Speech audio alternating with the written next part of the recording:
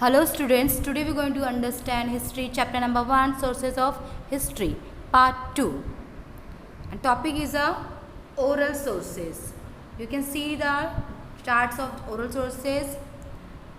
In oral sources, what would include? You can see here folk song, gatha, shlokas, abhangas, povras, proverbs, legends, myths. Now one by one we will understand them. Oral sources. We understand various aspects of folk song through folk literature, traditionally passed on from generation to generation. Some examples are ovis, folk songs, povras, folk tales, legends and myths. Such type of sources are called oral sources of history. History is written with the help of the three types of sources mentioned above. Even after it has been written down, research on it and goes on continuously. New sources and information come to light through these researches. Then history has to be written accordingly. We can see that our history book and those of our parents and grandparents differ to a certain extent. Okay. Now we see the examples of the oral sources. Proverbs. An apple a day keeps the doctor away. Then Abhang. Sundar te dhyan ubhe biteveri kar kateveri povoniya. And here Gatha of Hanuman Ji's Hanuman Gatha you can see.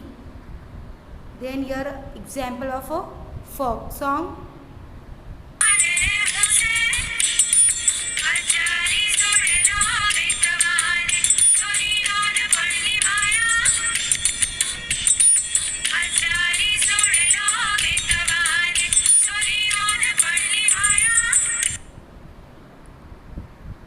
I hope you understand.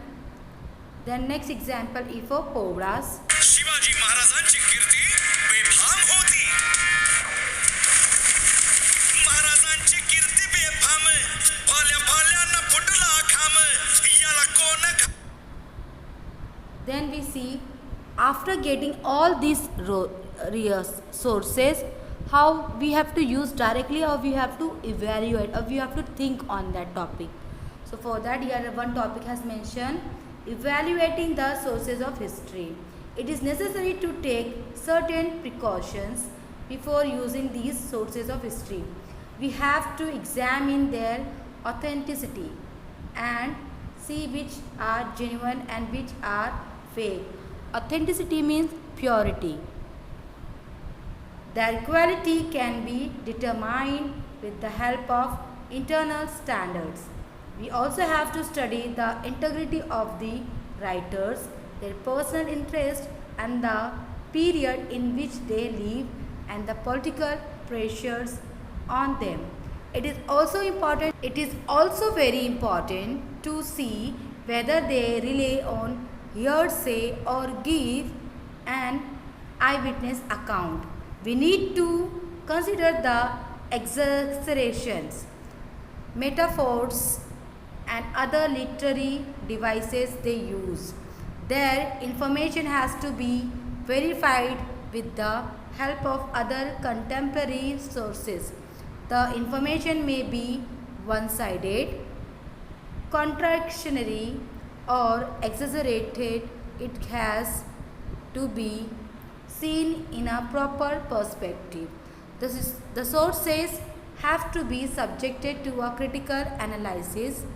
The author's impartiality and neutrality are very important in writing history. I hope you understand today's topic. Thank you.